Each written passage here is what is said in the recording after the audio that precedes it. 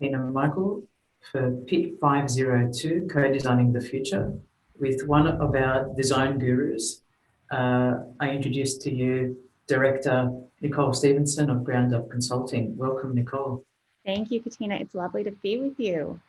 It's fantastic to know you, actually, Nicole. It's not been so long since we've known one another, but I've been so stimulated and inspired by your appearance at the PIT Colloquium last year in 2020. You're one of our first guests, and your insights into the privacy sector in Australia in particular.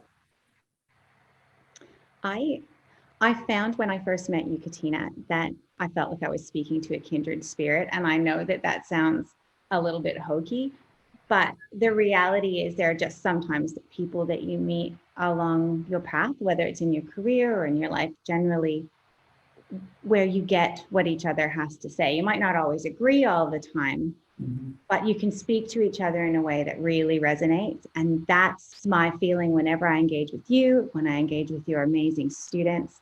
So this, again, is just such a pleasure for me.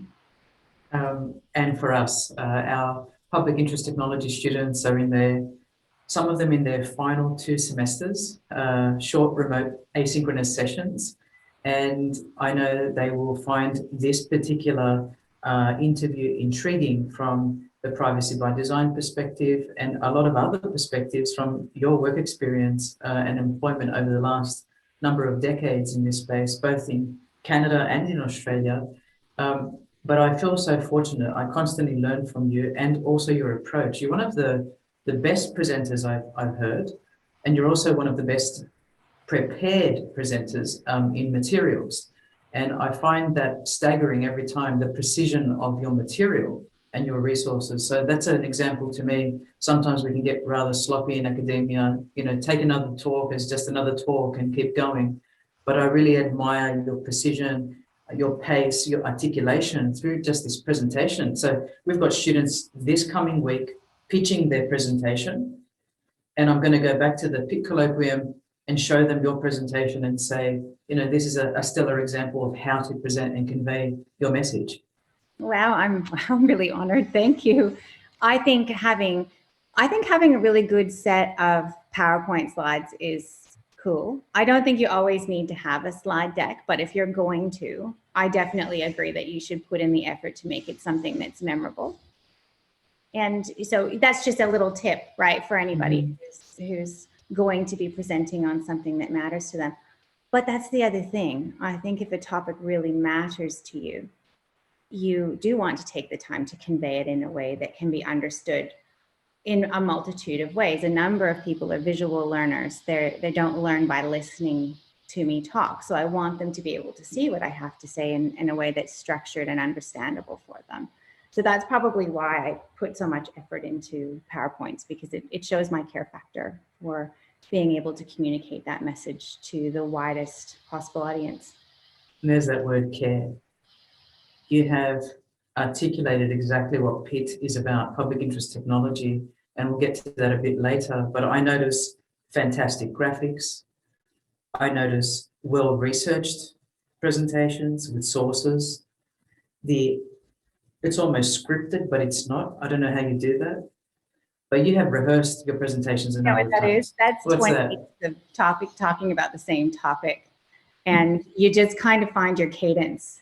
And what's going to be exciting about this discussion today is, 1, I don't have any PowerPoints. 2, this is the grand total of the notes I have for today. Beautiful. Written into my daughter's homework book because it was the first piece of paper I could find.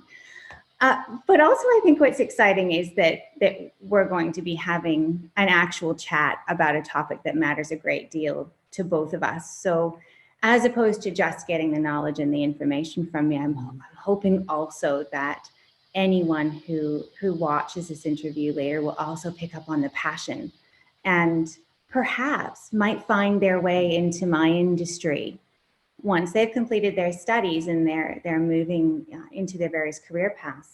And in terms of public interest technologies, the career paths are vast. I'm hoping that some students will find their way down the privacy career path. And it doesn't have to be the purest path that I've taken, which is quite different from, say, a design or a technology path. but still super interesting, and there are not enough people doing this job. So that's my pitch for anyone who's thinking about the future of their work. There's work in privacy. Exactly, and increasingly we think there will be more of a focus on privacy and security. But let's start there. Tell us a little bit about yourself, your employment history, and what got you started with Ground Up Consulting. Okay, so I'm a unicorn. So let me just show you today. Today I'm a unicorn, and the reason why is because I have made the very personal choice of blending motherhood and my career at this point in life. So I'm in my mid-40s. I had my children a bit later, which means I had my career already well established before I had my children. And I found it really, really hard to stay away from this topic of my interest and passion for too long.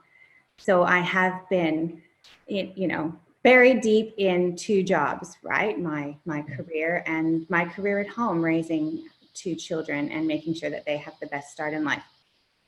So I like to think of myself as a unicorn in that way, because there's a lot of juggling, and it's entirely and absolutely worth it. So that's a particular choice that I've made at this point in life, but it's also allowed me a bit of diversity in my career that perhaps I didn't have early on. So back when I finished university, and I didn't do the typical university degree that people might think I would have done. Most people think I've graduated with some kind of a law degree.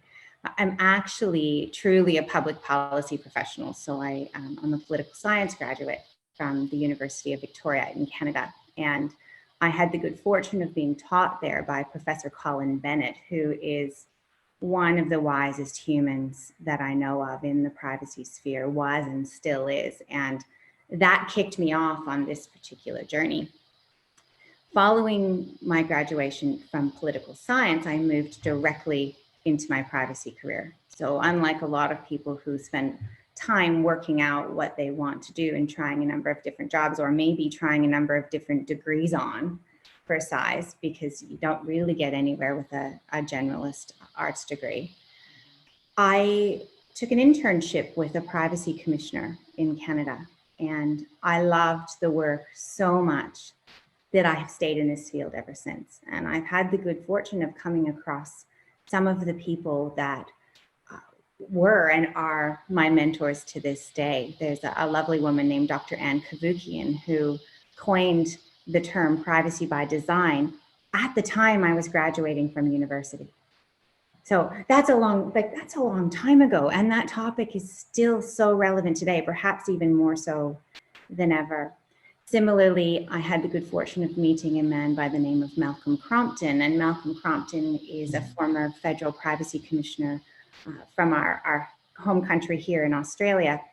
And Malcolm is one of the kindest, most generous, most knowledgeable human beings that I have ever met, and has always been so incredibly encouraging on this long career path that I've had. So early in my career, I met these most amazing people, and I thought, I would love one day to know so much and to have so much exposure to such a wide variety of issues in this space, that there will be students in universities just like I was, looking up to me, and I could offer them that level of mentorship. And I feel like I'm there. And what an absolute privilege that is. What a story, Nick. I mean, Colin Bennett and I crossed paths. He came to the International Symposium on Technology and Society at the University of Wollongong when I was hosting it in 2010. He was in Australia at the time, literally did a flyby to present and leave on the same day. It was very generous of him. Malcolm Crompton, of course, has won so many local contracts post his consulting career, and the Australian Privacy Foundation that I've been a part of has always known about Malcolm's work.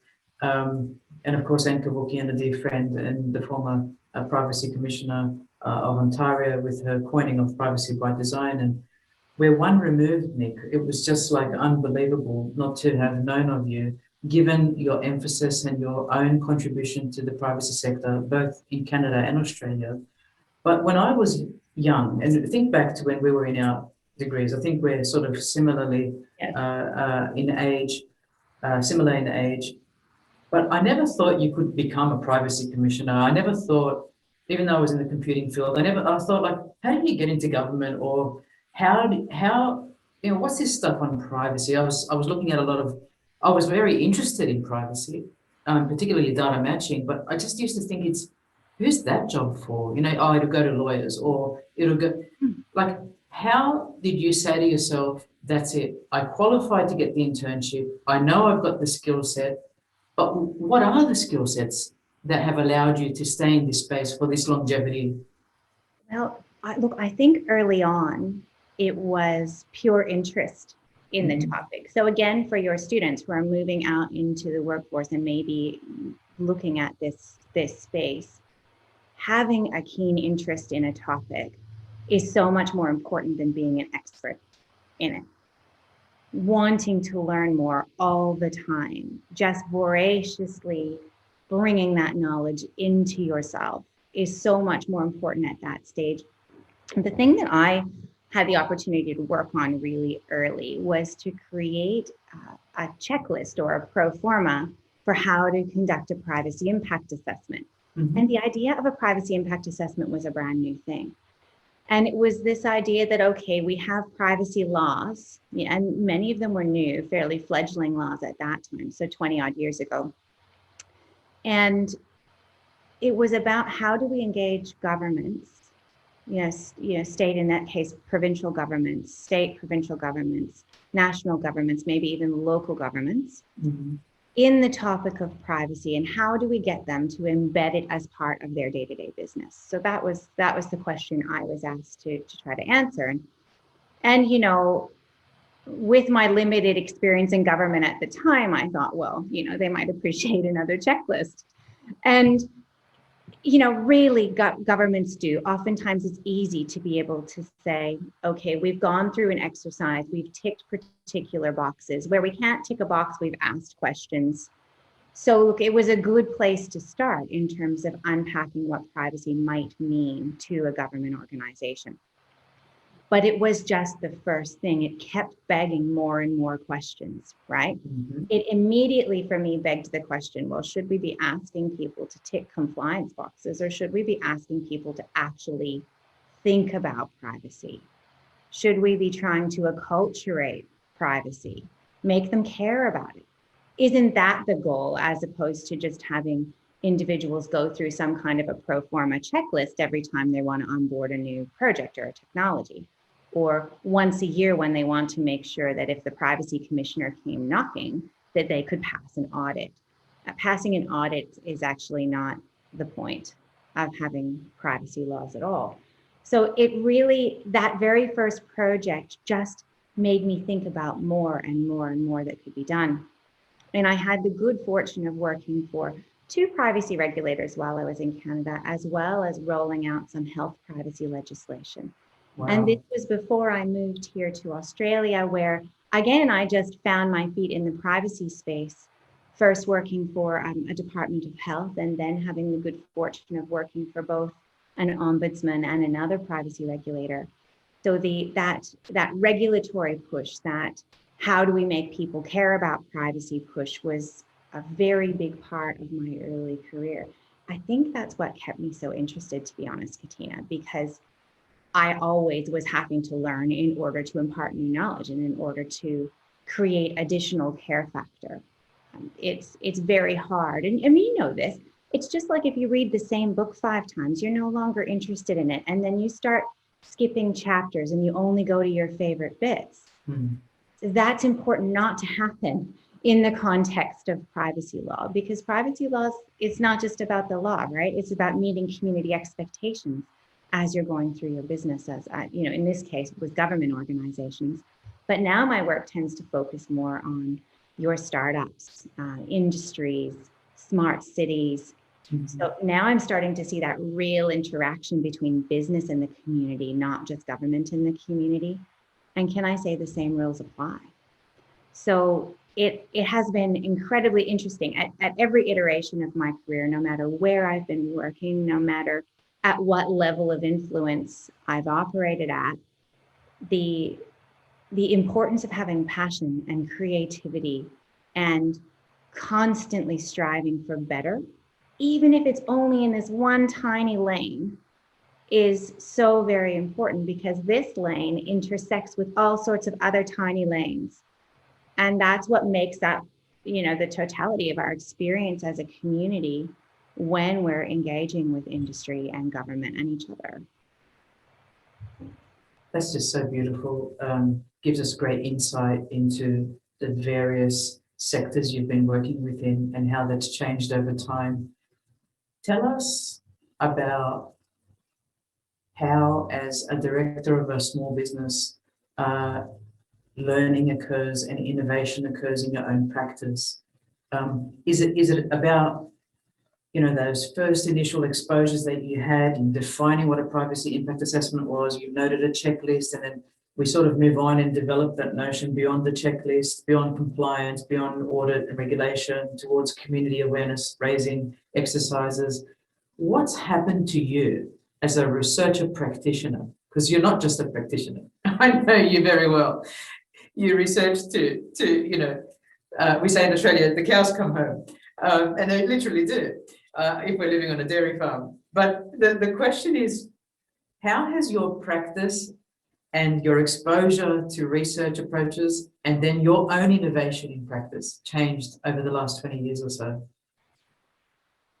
I think that it's changed much like it did early on. Remember, I was saying my first opportunity within the privacy space was looking at this new notion of privacy impact assessments and developing a checklist. Mm-hmm. I continually have to look for what works. And what works never works the same way for each audience. So smart cities as an example. Smart cities are a huge topic at the moment, particularly here in Australia, where we have some really forward-thinking cities that are doing some amazing things. But the topic of smart cities isn't just about technology. It's not just about harnessing technology and data, usually of you and me, to make life better or faster or smarter or cleaner or whatever. It's not just about that. It's about how we make good decisions. And the only way to make good decisions, I think, is to have the right kind of scaffolding around us that we can refer to or bounce off of when we're trying to make those decisions. And this is the thing that keeps me innovating. So back in the day when it was about privacy impact assessments and ticking boxes and compliance was a big focus. Now compliance is an essential focus, but it's not the most important focus. Making good decisions based on established principles, based on best practice, based on what's happening around the world in those complementary industries, and being able to harness ideas from one sector and bring them into another sector in order to make an impact. These are the kinds of things that are happening for me in my career right now. And this is also how I learn. So when I'm talking about smart cities, if I stick with that example, do you know the university sector has so much to offer that smart cities sector. So your researchers and your academics have so much to offer industry and tech when they're bringing these new concepts or technologies or ideas into our cities. And the reason why is because of that care factor that we touched on right back in the beginning. When we are students, at least I find, and I'm really overgeneralizing here, and I'm sorry about that to everybody who doesn't agree with me. Yes. But I feel that when we are students, we are studying an area that we care about. We're studying an area that we're passionate about. So when students and researchers and academia generally have the opportunity to impact what industry is doing and what industry is taking into our cities or into our other layers of government, there's a real opportunity to harness that knowledge and that care factor for a positive outcome for our communities. And I definitely think even my answer just then relates so much to what I think about public interest technologies and the larger point of our discussion today, right? It's that we have to harness those complementary disciplines or those other sectors and bring that into the scaffolding that we're using around our decisions. In privacy, the typical scaffolding is your information privacy principles, or whatever you call them in your jurisdiction, right? In Australia, we have the Australian privacy principles, and then each state and territory have their own privacy principles. And in Europe, we have various different articles that sit within GDPR.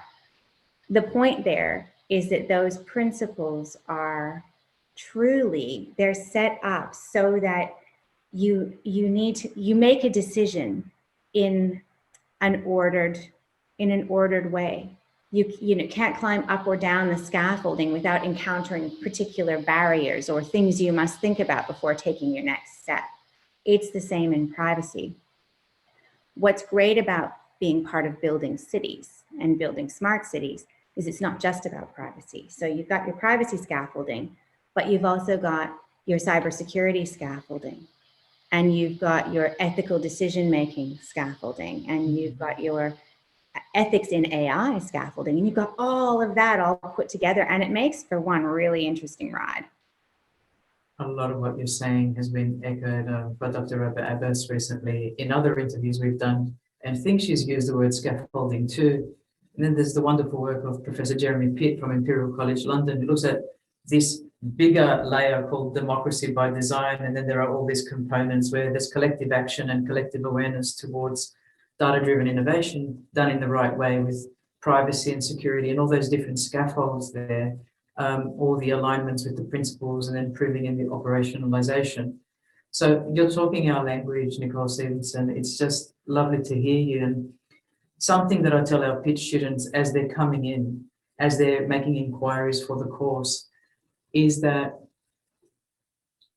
with every engagement, there's innovation. A lot of them are working for large ICT players, either in the security space, responsible innovation space, or even regulatory space. And they know where they want to go with privacy and security. They think it's a monolithic task to be internal to these private corporates, as you're seeing from the outside in as a consultant coming in and sort of almost saving the day or being a specialist in that domain. But from every engagement, depending on the size of the engagement, because I know you do international work as well, it's not just local to Australia, although a lot of people are vying for your attention and you're winning awards. You know, you've won either finalists, Smart Cities. Yeah. Can you repeat that again? It was the Smart Cities Leadership Award recently through the Smart Cities Council of Australia, New Zealand. And that was, what an honor that was, because the other award winners were doing these amazing things, tangible things that, you know, you could hang on to and look at from all different sides.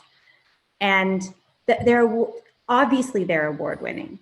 And so to be in a room and win an award for encouraging a different kind of decision making and encouraging people to look at privacy from a best practice point of view while they're doing whatever they're going to do within their smart cities context. What an honor for me. That was just tremendous to think, you know, privacy isn't something you can look at from all sides. It's something that comes from within. It's an ethos or a way of being or a way of thinking. And to think that's an award-winning way of thinking was, yeah, absolutely tremendous for me. It was for me to witness as well, because I've been harping on about privacy for the longest of times within the computing field. But what an incredible thing. You know, I saw another competition where you were in the finals. I think there were 3 in the finalists role, and Deloitte's was one of them. I think the ultimate winner, I'm not sure, I can't remember exactly. But here's a startup focusing on a service, coming up against others, as you said, with artifacts and innovations, patents, and things that you could see and feel and hold. And the service-oriented professional wins against all odds, I think you would say. What does that say about smart cities in the context of public interest tech? I think what it says is that it's actually about the community, that what matters, what ultimately we are being judged on is how we make our decisions, where our values are in respect of the values of the rest of the world or the location that we're in. And what a difference that is in our world. I think it speaks to the way that we operate as a world, though. Now, particularly the digital economy has changed the way that we connect. it's almost as though our economic world is like the inside of a brain. All these digital connections and movements of things and ideas and money. That's so much the same as the connections that happen between our brains, within our brains and from our brains to our bodies. And in many ways, I think it's making people, corporates, governments, and so forth, actually internalize what matters to them, as opposed to the value being something external that's tangible that you can look at in the way that I was talking before about projects or things that might win awards. So, and I know that probably sounds a bit fluffy, but I do think the world's changing, and I think the way we all interact with the world is changing, and it's impossible to ignore that. Yes, I totally don't think it's fluffy, because the internalization of what is coming and is very, very important. There are people who are studying technologies like drones and their impact, smart cities and their impact, AI and its impact, all of these kinds of emerging technologies which are converging at the same time. And this is where someone like you comes in and says what? How do you see yourself, Nicole, as a pragmatist who says, well, this is what's being innovated, we've got to respond to the innovation? How is your role? What is your role as you see it? Okay, so I think I have a responsibility to respond to the innovation, a human responsibility to ask whether decisions were made within the context of that scaffolding that I was talking about.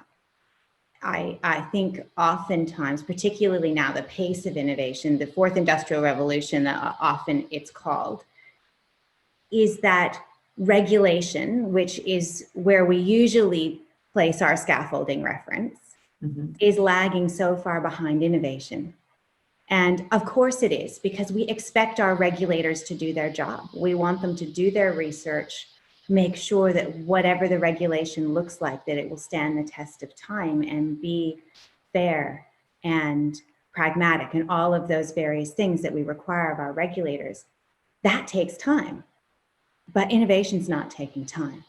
It's just rolling in, just like waves on a beach, right? It's just rolling in, and it's very, very hard to keep up with that.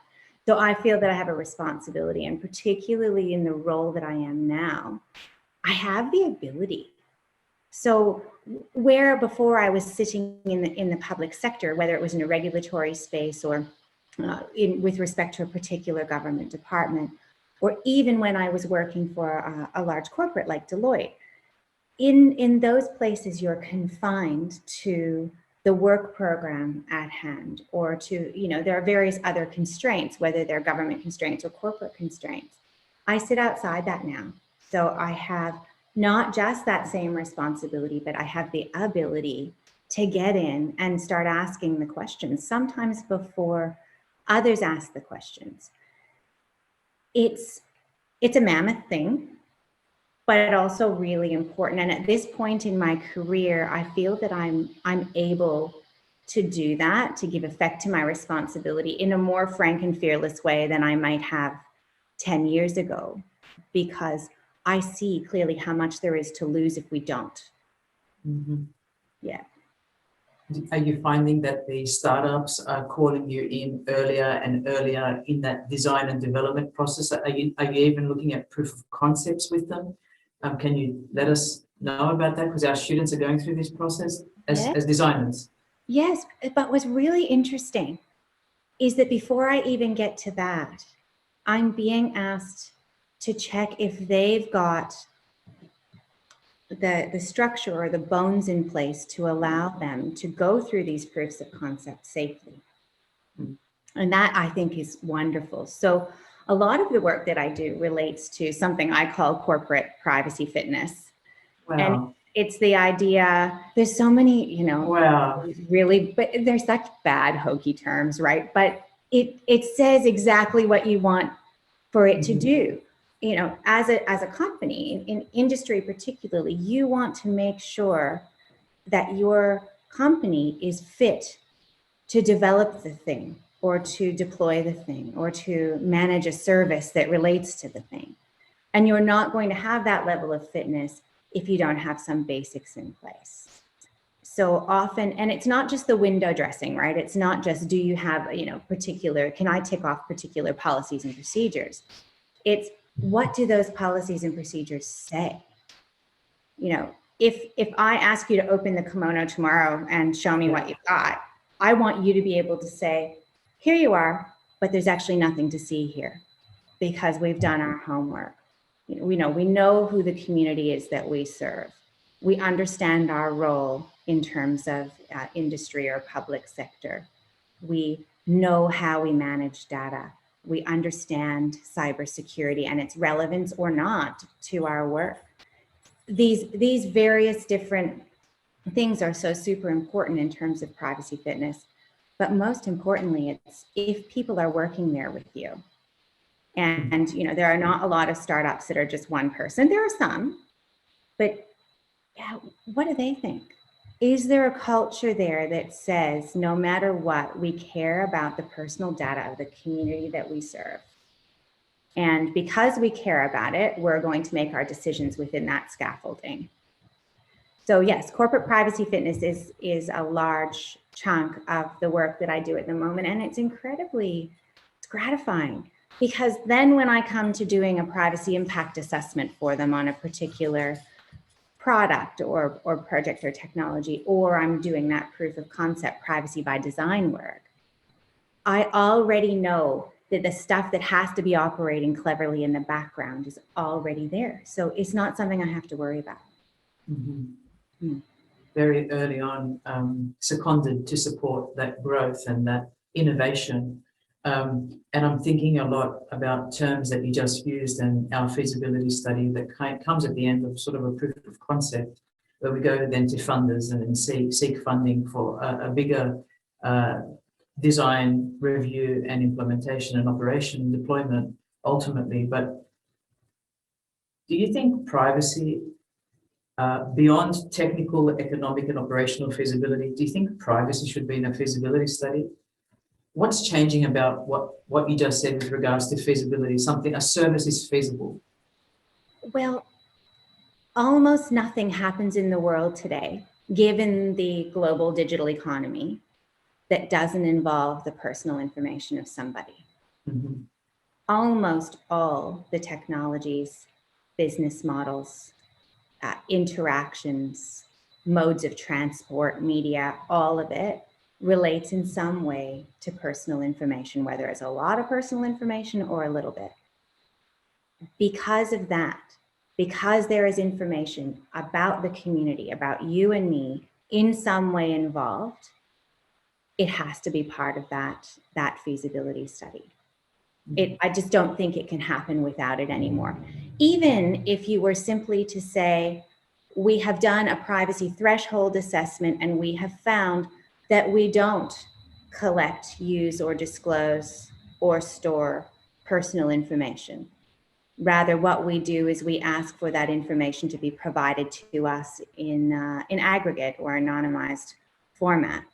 Even if you do that, then there's an opportunity to say, okay, wow, we know where privacy sits in the scheme of things here. We understand the data that we are going to be using for our particular thing. And we have done our basic check in relation to privacy. That's amazing. And then you just go back every now and then and you have a look and you make sure the same is true over time. So even a privacy threshold assessment is honestly better than nothing. Mm-hmm. And can you tell us some of the kinds of consulting you've done? You talked about corporate fitness, you talked about privacy impact assessments, you've talked about this privacy threshold analysis, and these are all wonderful terms for our students to further explore if they're interested in the domain of privacy, which I think is hand in hand. But if we say public interest tech, it's got to have a privacy component, as you've just said, with respect to feasibility. What are some of the other engagements you've had to do, and what might students listen out for in terms of terminology or skill sets or document delivery or raising awareness? Right. So some of the business of privacy can be, I don't like to use the term bland, but it can be fairly bland. Mhm. Right. In many ways, it's much like the things you might look at in the complementary discipline of cybersecurity. You're looking for particular controls, even decision-making controls that might be in place, pardon me, in relation to a particular thing. So one of the projects actually that I'm working on now is for an organization registering their personal information holdings.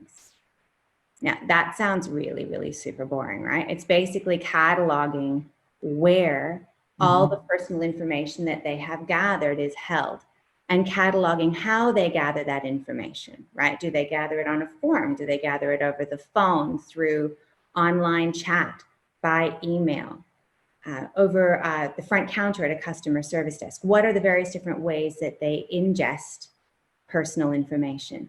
And then where does it go? Where is it stored? Who looks at it? Who has access to it? So I'm registering the personal information holdings, but in doing that, I'm also gaining a real understanding of the way personal information flows throughout that organization. And in doing that, I'm able to pick out where the potential weaknesses or vulnerabilities are in terms of how secure that information is when it's in the custody of that organization. So even though the original piece of work can be quite bland, because it's really just about registering and cataloging, the opportunity then to do 8 or 10 different projects that relate to privacy just based on that initial information gathering exercise is quite exceptional. So for example, if I find out that this organization gathers 70 different, or has 70 different types of forms that they use to engage or interact with the community. Each form collects certain personal information on it, and each form has something that happens to it through its life cycle. Well, does every one of those 70 forms have a privacy notice on it that informs the person before they give you their information what you're going to do with it? Now, that's a requirement under most privacy laws worldwide. And this is where many organizations fall down. And it's such a small thing. It's such a small, small c compliance thing. But if those kinds of notices are not on those forms, the flow-on effect, the downstream privacy risks are huge. So that's only one of the types of privacy projects that can evolve from doing that very simple cataloging exercise. And I know it sounds terribly bland. But the thing is that if you, like me, are passionate about making sure organizations are really clear about their privacy practice, you have to do the boring stuff too. So it's not always the exciting stuff, Katina, that's in the media. I spend a lot of time on the radio or, responding to requests from news reporters to talk about particularly topical things in the media like CCTV cameras or facial recognition. That's all really, that's fun. But those issues, when they come out in the media, are actually symptomatic of larger privacy problems that happen at that personal information ingestion stage, at that decision-making stage. That's an eye-opener, truly, pertaining to policy, governance, big data, a lot of other things too. And the importance of organizations doing, inverted commas, the simple things, which are not so simple. You've referred to them as bland, but not so if you're passionate about privacy. I know we're coming to the end of our interview time, and I was bursting earlier on to ask you a question, but I wanted you to keep going on your flow. We're studying co-design approaches and participatory design approaches, and today we've been talking predominantly about interaction with government agencies and startups and businesses that have the need, given their digital presence, to do privacy notices and things like that. How often are privacy professionals engaged to help the business, in this question that I have, orient and understand what the needs of consumers are, or citizens, and what their own privacy threshold is? And when we do talk about co-design, it's often in the need for multiple touch points on the new service offerings, but give us some insight on how does a privacy consultant end up getting involved in something like that with the private company and actually reach out to the populace or a location? Okay. Oh, sorry, that's my dog. That's all right. She's just seen my husband drive up the driveway with my little boy. I'm so sorry. Cookie, come here. I thought you wanted to answer the question. I don't mind. This is how we roll with unicorns, right? So the thing about, there's two things, right? I'm so sorry. That's all right. Come here. The thing about being involved in co-design and public interest tech is, well, it's twofold. I'll get to the privacy professional question in a second. Mm-hmm. The first is that I think we all have the opportunity to be a privacy professional, whether or not we are trained in it, as I am. And I think there are two ways to do it. And this is the notes that I took. And this is the thing that I want to make sure that anyone listening today hears from me. There are two things that we often think about when we think about public interest tech. The first is we think about the public interest. And the second is we think about the interested public. Now, if you're a privacy professional, pop your privacy hat on for a second. The public interest is not the public interest. The public interest is the political interest. Yes. In that socio-political context that you're living in. Yes. So in Australia, there is a public interest in protection of privacy. So our government has established that that's a value for us. Yes.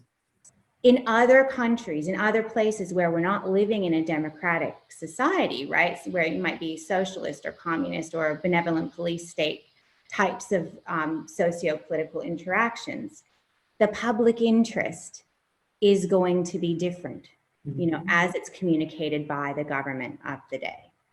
So don't look at public interest technologies, that topic, as in the public interest, right? Yes. Two different concepts, same name, I get it, but they mean different things. Similarly, there's the interested public. Now, we often then think of public interest tech, the design and the deployment of technologies, as something we want to do because the community is interested in that.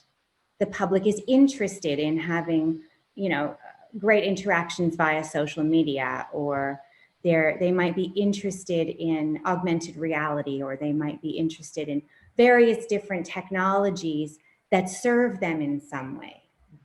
Again, that's also not public interest technology. Yes.